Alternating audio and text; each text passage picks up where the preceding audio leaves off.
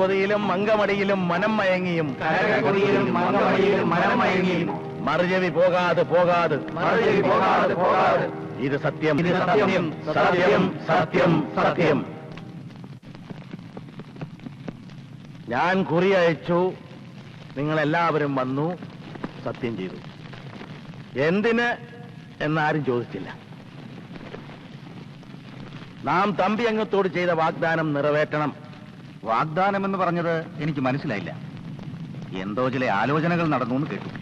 അന്നും കുറി അയച്ചിരുന്നു, തനിക്ക് വരാൻ നേരം ഉണ്ടായില്ല. വല്ല നേരം പോക്കിനും പോയിരുന്നോ? എന്ന് കരക്കാർ യോഗം കൂടിയാലും കൊര തന്നെ കൊര. വലിയ തമ്പുരാൻ നാട് നീങ്ങിയാൽ തമ്പി അംഗത്തെ പട്ടം കെട്ടണമെന്ന് ഞങ്ങൾ നിശ്ചയിച്ചിരിക്കുന്നു. അത് നടക്കണം. എന്തു മുറയനുസരിച്ച് പട്ടം കിട്ടും പറയണം. ആരാണത് ചോദിക്കാൻ? അതിനും ആളുണ്ടെന്ന് വിചാരിക്കുക. എടോ, തമ്പുരാന്റെ ബീജം തന്നെയാ തമ്പി അംഗത്തെയും. അദ്ദേഹം രാജാവാകണമെന്നേ പറയുന്നുള്ളൂ. എന്നാൽ എനിക്ക് മനസ്സിലാവാത്ത ഒന്നുകൂടി ചോദിച്ചോട്ടെ. നമ്മൾ എന്തിന് നമ്മുടെ സ്ഥാനം അനന്തരവർക്ക് നൽകുന്നു? അതും മക്കൾ വഴിക്ക് അവകാശപ്പെടുത്തിക്കൂടെ?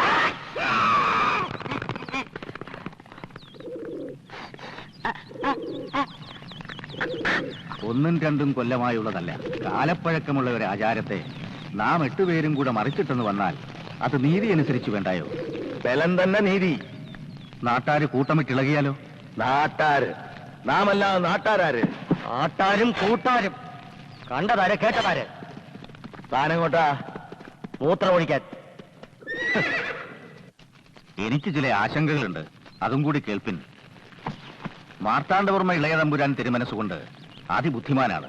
നമ്മളെക്കാൾ സാമർഥ്യവുമേറും. നാം അദ്ദേഹത്തെ വീഴ്ത്തും മുമ്പ് അദ്ദേഹം നമ്മെ വീഴ്ത്തിയാലോ? ഇല്ല.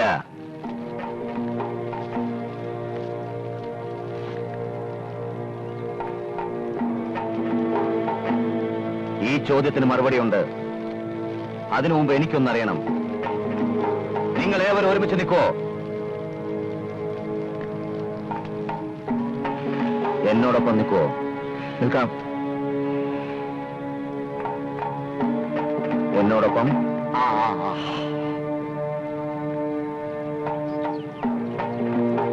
നിൽക്കോ? നിൽക്കാം.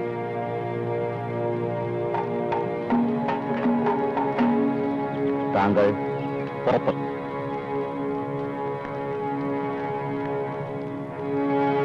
പുറത്ത്.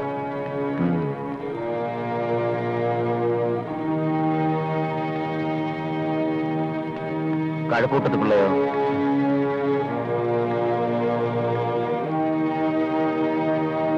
താങ്കളെ എനിക്ക് വിശ്വാസമാണ്.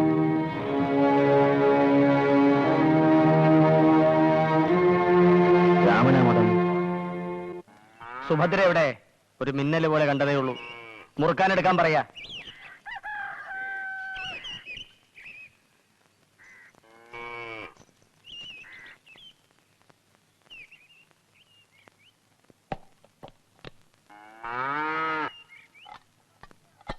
നീയാണോടി സുഭദ്ര?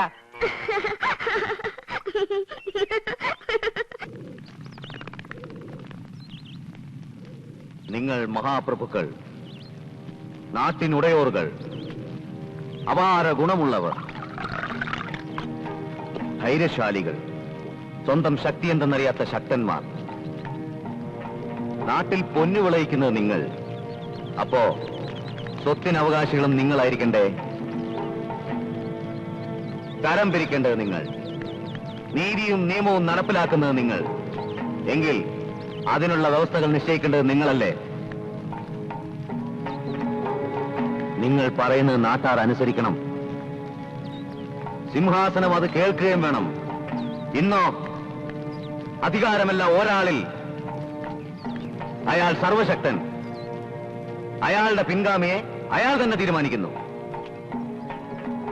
ഇതാണോ ഇനിയും തുടരേണ്ടത്? ഞാൻ കുഞ്ഞായിരിക്കുമ്പോ എന്റെ അമ്മയോട് വലിയ തമ്പുരാൻ ഉറപ്പുകൊടുത്തതാണ് എന്നെ രാജാവാക്കാമെന്ന്. ദീനക്കടക്കയിൽ വെച്ചും അച്ഛൻ പറഞ്ഞു അത്രേ എന്നെ രാജാവായി വാഴിക്കുമെന്ന്. അമ്മയുടെ പ്രീതിക്ക് വേണ്ടിയുള്ള കിടപ്പുറ വാക്കുകളായിരുന്നില്ല അത്. അന്യനാട്ടിൽ നടക്കുന്ന സംഭവങ്ങൾ കണ്ടിട്ട് തമ്പുരാൻ പറഞ്ഞു പോയതാണ്. പക്ഷേ ആ ഔദാര്യത്തിൽ എനിക്ക് രാജാവാകണ്ട. അങ്ങനെ ഒരു രാജ്യവും വേണ്ട. നിങ്ങൾ നാട്ടിനുടയോർ ആരെങ്കിലും ആയിക്കോളൂ. ഞങ്ങളുടെ രാജാവിനെ ഞങ്ങൾ നിശ്ചയിച്ചു കഴിഞ്ഞു. അവിടത്തോട് ഞങ്ങൾ അറിയിച്ചതുമാണല്ലോ.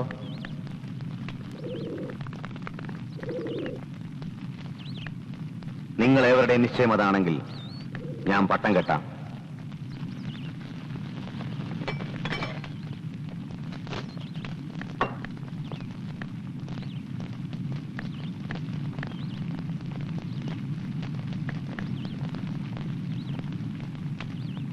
ഇവൻ ചതിക്കും. പിള്ളേ,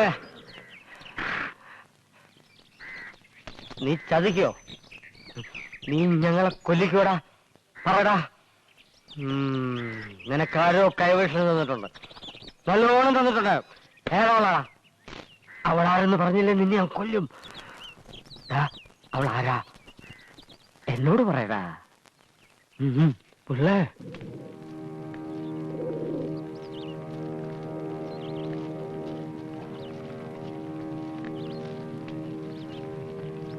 കരം കൊണ്ട് കൊള്ളിവെക്കുന്നവനല്ല കഴക്കൂട്ടം.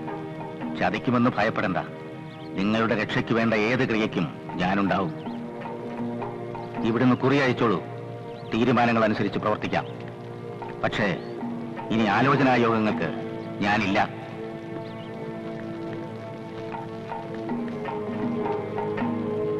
കഴക്കൂട്ടം ആണാ, ചതിക്കില്ല.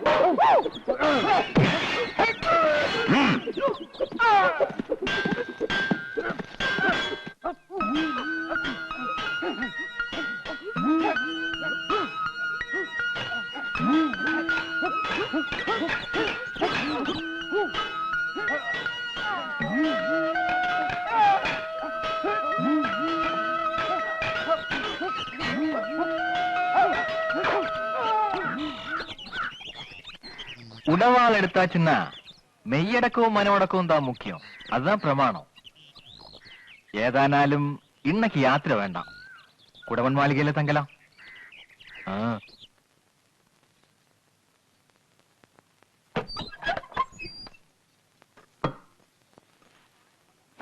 ആണുങ്ങളുടെ ചോര ചീറ്റിച്ച് നീ അടങ്ങും അല്ലേ? കളരിത്തറയിൽ നിന്റെ കണ്ണ് എപ്പോ ചെന്നോ അപ്പൊ ചോര ഉറപ്പാ. പെണ്ണിന് ഇളക്കം വരുമ്പോ എത്തി നോക്കേണ്ടത് അങ്ങോട്ടല്ല. ഒരു പെണ്ണിനെ കണ്ടാൽ വാള് മറക്കുന്ന ധീരനെ കുറിച്ച് അമ്മയ്ക്കൊന്നും പറയാനില്ലേ? ആണുങ്ങൾ നോക്കും, വല്ലതും കാണിച്ചെന്നും ഇരിക്കും. അത് അവരുടെ കാര്യം. ദേ, നിന്റെ പ്രായത്തിൽ ഞാൻ നിന്നെക്കാൾ ചന്തക്കാരിയായിരുന്നു. നിന്റെ അമ്മാവൻ എനിക്ക് പുടവ തരുമ്പോ ആ മുഖം കൂടി ഞാൻ കണ്ടിട്ടില്ല. വേണമെങ്കിൽ വല്ല തമ്പിമാരെ എനിക്കും പാട്ടിലാക്കാമായിരുന്നു.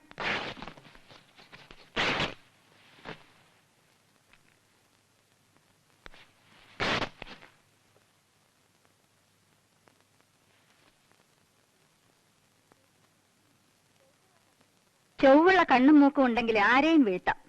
പക്ഷേ കുടുംബത്തിൽ പറഞ്ഞ പെണ്ണത് ചെയ്യില്ല. ഓ, കുടുംബത്തിൽ പറക്കണമെന്ന് പറഞ്ഞത് ഇഷ്ടപ്പെട്ട് കാണില്ല.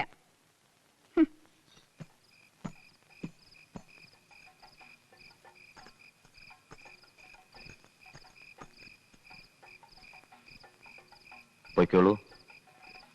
ഇല്ല, പൊയ്ക്കോളൂ. ഓ, ഞാൻ അതിഥിയാണല്ലോ. മൂവന്തിക്ക് ചോര ശകുനം നല്ലതല്ല. രാത്രി യാത്ര വേണ്ടെന്ന് കുടവൻപിള്ള നിർബന്ധിച്ചു. സ്നേഹം കൊണ്ടുള്ള ക്ഷണം ഒരുപക്ഷെ നല്ല ശകുനത്തിനാണെങ്കിലോ? ഓർമ്മയുണ്ടല്ലോ, ഇത് രണ്ടാമത്തെ മുറിവാണ്. ഈ മുറിവ് എനിക്കിഷ്ടമാണ്.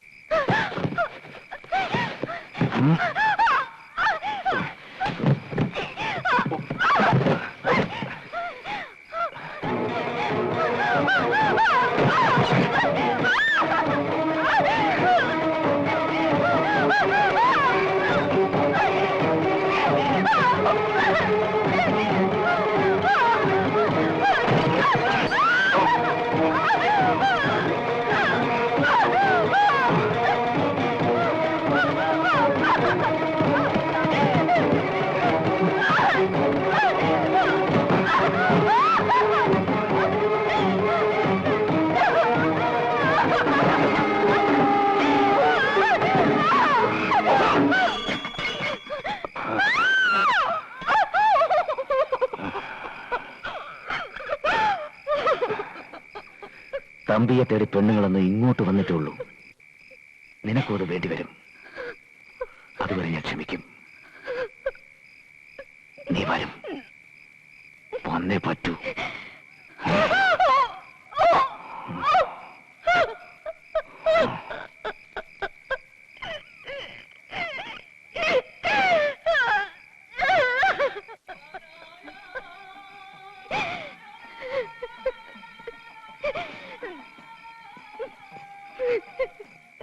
എന്താ എന്താ നീ വല്ല സ്വപ്നം കണ്ടോ? ഞാൻ പൂട്ടിയ വാതിൽ തുറന്നു കൊടുത്തതാരാണ്? എല്ലാവരെയും ഉത്സവത്തിന് അയച്ചിട്ട് എന്നോട് കൂട്ടുകിടക്കണമെന്ന് പറഞ്ഞത് ഇതിനായിരുന്നോ? ആണ് ചേരാത്ത പെണ്ണും ചേറ് ചേരാത്ത വയലും ഒന്നിനും കൊള്ളില്ലെന്ന വൈശിക തന്ത്രം അമ്മായിക്ക് ചേരൂ. ഞാൻ അത്രക്കാരിയല്ല.